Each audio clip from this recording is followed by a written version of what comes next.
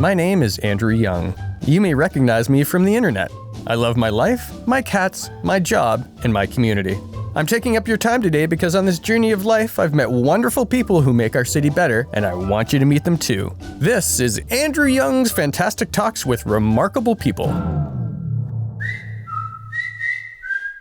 Modest, magnanimous, a masterclass in motivation. Our guest has transformed a cataclysmic event into an opportunity to affect countless lives. His energy is infectious and his laugh contagious. Let's unleash the awesome that is Mike Mulligan. Mike, welcome to the show, man. Thanks for having me. I really appreciate it. Oh, dude, thanks for coming by. I really appreciate it, man. And every time that we get to hang out, it's always a pleasure. So I'm looking forward to kind of cracking this nut open and getting some really great answers from you. Sweet. Okay. Often when we're faced with tragedy, we have a decision to make. You can become half a man or a man and a half, right? You've chosen the latter route, all right? You now have an incredible business, Moving Forward Rehabilitation and Wellness Center, right? What motivated you to turn the accident that you experienced into something unbelievably inspirational and a vehicle to help other people? It really came down to, for me, it was, I had my accident when I was 16 years old. And I promised myself I was going to walk by the time I was 40. And as years went on, I did my stretches, I did my therapy, but I realized probably about 15 years in that I wasn't going to walk if I really didn't take that step to actually do it. And so I found a facility down in California and went down there and just saw the amazing things that they were able to do with someone with that was a quadriplegic and didn't really move a whole lot, similar to me, and being able to stand for the first time and look at someone in the eye, ride a bike, being able to get on the treadmill. It was those things that I was like, maybe this is possible. Maybe it can happen. It was when my parents came down too that, them seeing me walk on the treadmill for the first time and my mom crying. It was like, this doesn't just affect me, this affects families. So that's why when I came back home to London, I realized something like that needs to be done. And I decided to open up Moving Forward to help other people and other families and make people reach their goals, set goals, and, one day hopefully walk again. Absolutely. I've gone on your website and I take a look, and I just love how you celebrate the people that come, to your business and through your business. That's obviously important to you and important to them. It really is, because we really want to highlight, their accomplishments, like that they're doing these, it might be the littlest thing, but it's huge for them, and we like to highlight all those things that they're doing just so that their family and friends that can't come to the gym with them can see that. And that's right. the joy of the internet nowadays too. Yeah, so that's great. Well, I was doing more research about your business. The one piece that I guess I never considered, there's a section on the website that gives help to students with disabilities. So I guess I never conceived that and never thought about that. But just because you go through, life doesn't just stop, right? Yeah. So I guess I never considered that students need help and people of different age ranges need that help. I guess my question to you is, what message do you have for people who have experienced a traumatic event? My biggest thing for me was, and then that's really where the name of Moving Forward came from, is it's moving forward. It's continuing on with life. And I've always said this chair is just a means of transportation for me. It gets me around no different than what my legs would have. So just keep looking forward to what life has to offer and go and grab it. It's a positive message coming from, from someone like me and say, move forward. Every day is a blessing. Do you think that it holds a little bit more weight with what you've been through?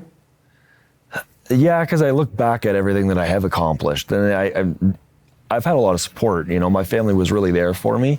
And just looking back at everything I've done, finishing high school with honors, getting an engineering degree at Western, finding a job, which is the hardest thing really for someone in a wheelchair. That's the hardest thing, is finding a wheelchair. So looking back at everything I've done, it's, I kind of pat myself on the back and I'm happy that I've done it and just keep looking forward to what's next in my life. Yeah. It's great words of wisdom, no matter what situation you're in at the time, right? The March of Dimes. It's been a pretty positive inspiration in your life.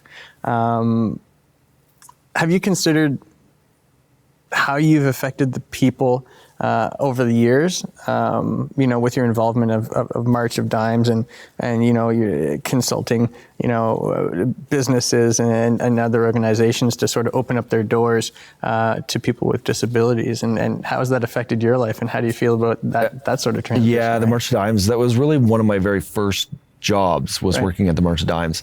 And for me, it was a huge eye-opener. I thought, I'm going into this program with the March of Dimes for helping people with disabilities and, home and vehicle modification.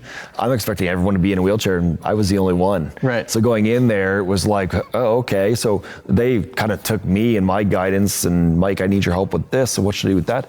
But the best part about that job was, as much as you couldn't help everyone that you wanted to, right, when they were applying for the program, but it was those parents that were calling in to say, I finally could get my daughter into our house, into her own bed, into the bathtub, we could finally be together as a family, and crying on the phone. I mean, that was why I did it every day, and I loved it. And that's why I continue to support, the March of Dimes and anything they do, because, they are trying to help as many people as they possibly can. Right. So.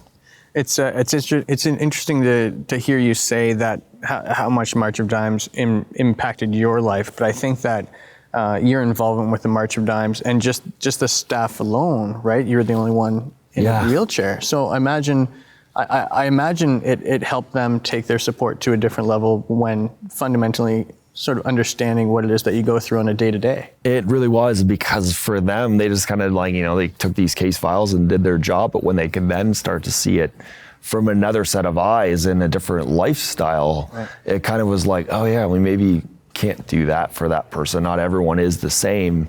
You have to look at each individual case and what's going to work for them. Right. So. Yeah. A really fun night that you and I shared.